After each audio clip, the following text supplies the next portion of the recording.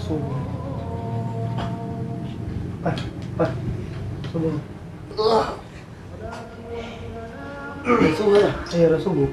Terasa. Sama tuh jam entar lagi. Pasangnya kencang kali. Ikut-ikut ya. Mut. Subuh, Mut. Tengok jam itu loh. Kali mam terakhir aja. Yalah, Pak. Yalah, Pak.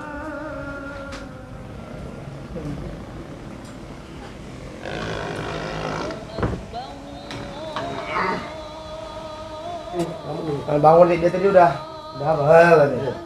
Udah sengaja. PC mau di mana? Oh, nih. Lah bangun ya? Ya.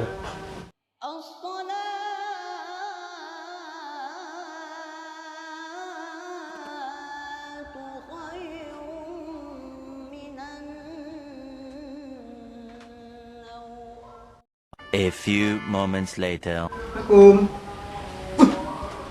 Ini mangan ini. Mut. Hei, bangun. Mut. Tengok nih, udah jam 7, Mut. Hah? Gak bangun lu. Gak cahaya nih. Siang. Udah jam 7, udah mau salat duha. Aku boleh salat jam segini? Gak tahu juga, Pak. Ya setelah yuk. Pas pulang tadi bawah.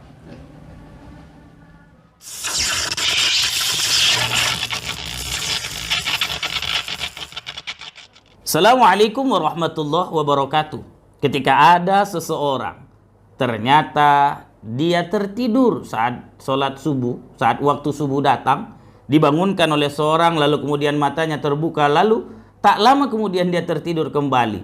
Setelah dia terbangun ternyata matahari sudah terbit. Apakah dia wajib untuk melakukan sholat subuh ketika itu? Jawabannya iya, karena Rasulullah SAW pernah mengalaminya. Saat Rasulullah SAW pulang dari perang, lalu kemudian Rasul mengatakan di malam hari tersebut, siapa nanti yang akan bangunkan kita sholat subuh jika kita tertidur saat ini?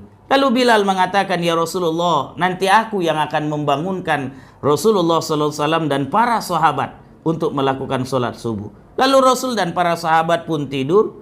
Kemudian Bilal melakukan sholat sunnah. Siap dia melakukan sholat sunnah, dia pun bersandar di tempat tambatan tali untanya.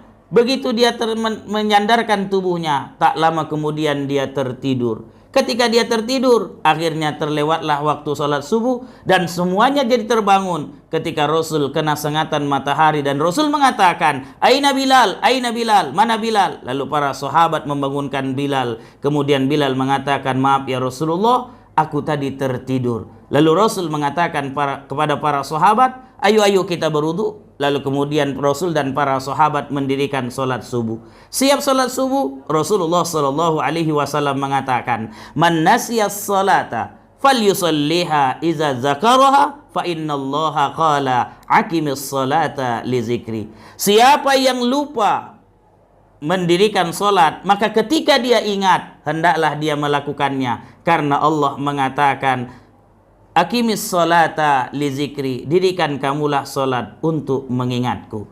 Dari riwayat ini jelas ketika ada seorang tertidur dia dari sholat subuh, dari melakukan sholat subuh, lalu kemudian dia terbangun, segeralah buatnya untuk mendirikan sholat subuh.